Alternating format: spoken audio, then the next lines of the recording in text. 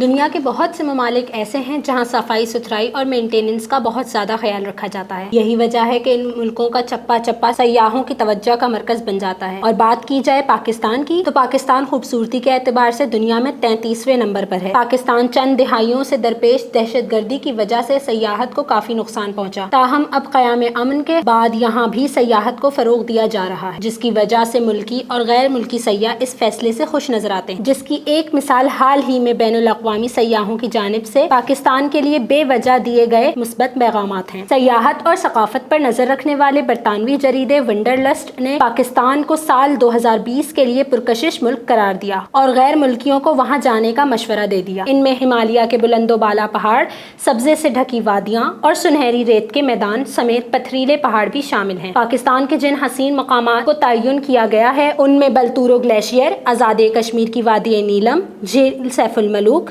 وادی ہنزا، عطا آباد جھیل، Hingol national park, Trango tower, Balochistan اور تھر کے صحرا شامل ہیں۔ پاکستان کے یہ علاقے قدرتی خوبصورتی کے حامل اور غیر معمولی مقامات ہیں جہاں سیاحوں کو مقامی لوگوں کا رش نہیں ملتا۔ وادی کاغان میں موجود جھیل سیف الملوک کے بے شمار افسانے منسوب ہیں۔ کاغان کے علاقے ناران میں 10,578 فٹ کی بلندی پر واقع اس جھیل کا شمار دنیا کی حسین ترین جھیلوں میں ہوتا ہے۔ اس جھیل کے بارے میں کہا جاتا ہے کہ رات کے وقت یہاں پریاں اترتی ہیں۔ سن 2010 میں ایک بڑی لینڈ سلائڈنگ سے وجود میں آنے والی عطا آباد جھیل ہے۔ اس جھیل کا حسن اپنی مثال آپ ہے۔ اس برطانوی رپورٹ کی جواب میں وزیر اعظم عمران خان نے ٹویٹ کرتے ہوئے کہا ہے کہ پاکستان وہ دھرتی ہے جس کی خاک میں قدرتی عجائب کا خزانہ پوشیدہ ہے۔ پاکستان کا دامن غیر دریافت شدہ سیاحتی مقامات سے بھرا پڑا ہے۔ Sidra Ilyas, TNN news, Karachi.